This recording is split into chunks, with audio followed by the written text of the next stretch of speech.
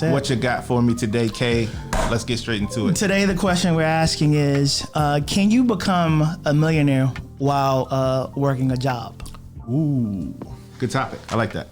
Yeah, I mean, the short answer is yes, absolutely. And I think like the important conversation we want to have, I think we want to dial into all the content, because with the advent of social media and all these different channels and a lot of entrepreneurs, would you agree that people make it seem so easy? Like anyone can just like, if in the information age, if you don't hop online and become a millionaire in 6 months, you're just a dumbass. Like, you know. Oh yeah, no, definitely. Like there's of course like, hey, make $100,000 being an influencer. You know, just a whole bunch of those, like day trade, and not knocking any of those things. No, not at all. All we're saying is that the millionaire next door, the grinding, saving, investing, and doing that month in and month out can get you to that result. Right. And that's where most of our friends are. Yeah. So like, perfect point, right? Because we tend to think and act like the people we hang around the most, right? And with us being high income earners, you know, according to the median income in America, and what we're doing, you working in big tech, me working with a big consulting firm, our income is above average. And that gives us enough excess income to make significant enough investments that can compound over time and you can become a millionaire. That's the fair. problem I was talking about is the small percentage of people that actually do, which, you know, like you said, we're not knocking it. You know, you can definitely buy that unicorn stock. You could have got in at GameStop when it was, you know. Could have bought Bitcoin like 10 years ago when we were partying in Vegas, all that. Exactly. Yeah. So are those stories true? But yes, but I think it's a very small percentage of people, but the larger audience will buy in, and people will start to not save and not invest and feel like, you know, their job can't get them where they want to go, and they go all in on their business too early, right? Yeah, and there's people yeah. like, my 9 to 5 and my job, and you haven't even got a check with a comma in it yet from your own business. That should take a while. So for the most part, while we are proponents of the side hustle, the extra money, you know, the investing and trying to get that, you know, big X on your portfolio gains, a more robust approach is to know the rate of return on your investment accounts. Budgeting is not like super cool, but you know, you gotta make a budget and have a plan for your money. It's very boring. But like the people who take the time to do it and actually pay attention to it tend to always have the same result. And I feel like, you know, that's money. The purpose of like what we're trying to shed light to is like, yo, you can work your 9 to 5 job and still become a millionaire over time with investments, with saving, with making the right moves for your properties and real estate and, you know, 401ks and mutual funds and whatever path you take to get there. So absolutely, that's the short answer. You can. But I think what we want to dial back in and, you know, make sure people understand is don't fall for the okie doke. You know what I'm saying? Don't fall for the trap where you think like, oh, you know, this person that's my age has only been doing this for 4 months and they're on YouTube talking about I can be a millionaire, when the truth is, you know, they got a $100,000 car, yes, but they pay $1,500 a month for it. You know, the bank trusted them with a 6-figure loan and they went out and bought a depreciating asset with it, and they don't even know how much is going into their investment account, right? Yeah. Or their 401k, if they even have one. Yeah. Or they don't know the rate of return. They don't know what S&P is. They don't know about cryptocurrency. They didn't even fucking download the basics like a Robinhood app and bought one stock or Webull or something. So it's no shade, but it's a little bit of shade, because I want you to understand that like you don't have to follow that person. You have to do what's right for you. And to kind of the theme of our show is like architect your own experience, architect your own financial picture. Yeah. You know what I mean? Yeah. So why do you think the hurry up and make money and quit your job and move to Thailand is so like pervasive on the internet these days? Like traditionally, most businesses and, you know, like people like Warren Buffett or just anybody who grows a business, they usually tell you like, nah, like I busted my ass. Like, nah, it took years. But all of a sudden it just seems like, oh nah, you could like quit your, you know what I'm saying, like your desk job or that job work from home and get rich real quick. Like, why do you think that is? I think people just want to sell content and look appealing and feel like, you know, the more I dumb this down, the wider the audience, the more people will cling on to it and the more clicks and views I get if they're looking for that.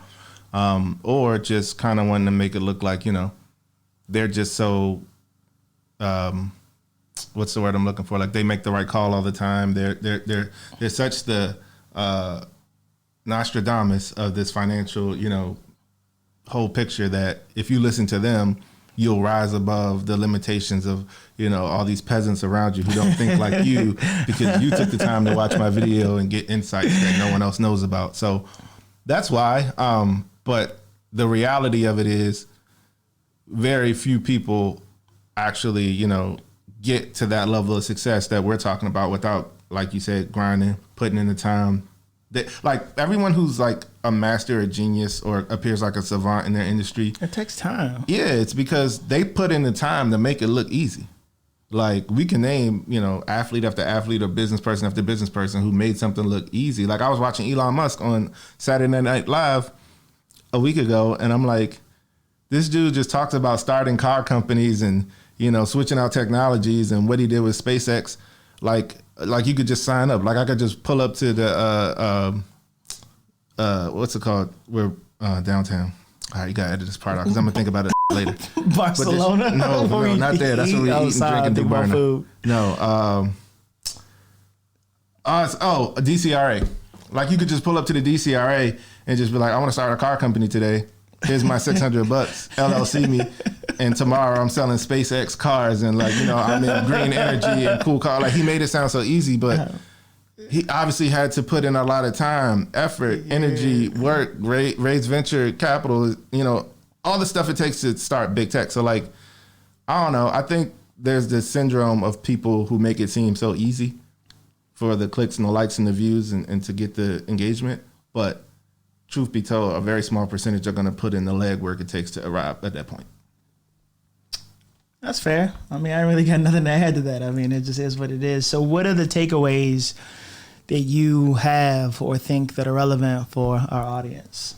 I think the important thing is, no one's here telling you to not, do the things you believe in that you can earn money from. And you should think big and large. You should think, if I put in a little grind and hustle with this, it's a low overhead, I can blow it up. You should feel like that. But at the same time, have realistic expectations for the money you make now. Yeah. And put it in the right places to get where you want to go, to always have a plan B, to always have other buckets moving. And we've all heard the term, don't put all your eggs in one basket, or whatever the term is about chickens and hatching eggs, whatever. The main fundamental point and the takeaway from this is just don't put your all into something that there's no tangible results for yet. Like if the money's not in your bank account, don't go quitting your job and thinking like, oh, I'm going to make all this money and doing all this based on potential. And, when times get harder, you hit that first roadblock, you have no resources, you're mentally sucked, and everything is just, not looking the way you want it to go. We want to avoid that for you. So, yeah, what I would summarize it as you saying is your main skill set, right, which in today's knowledge work, your main job is how you make your income. So keep doing that. Start a side hustle, whatever you're passionate about, you think you can make money in. Test that hypothesis. If it's successful, great. Wait till that matches your full income before you make that transfer. And then the third thing that you're saying is no matter how you're getting that money, invest it, because at the end of the day, compounding interest is the eighth wonder or the ninth wonder of the world. That adds up over time, and that'll get you there even if you up with your job and with your side hustle. Right, it's a formula that can't be beat, man. Yeah. Put your money in, track it, compound it, and go to work. But yeah, definitely have that side hustle, have that extra business, have that extra income coming in. Keep yourself motivated to build things for yourself. But also, just like they say, pay yourself first, man. Put your money in position to do great for you. Period. You know what I mean? Anything else?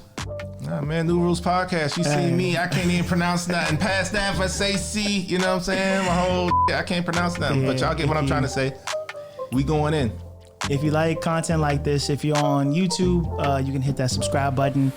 If you're on our blog, you could find where you can put your email address in, and next time we have a new episode, you'll be the first to be alerted. Yeah, man. Tap in with us. That's all we got. Let's get it. It's up. We out. It's up. Later. Bye.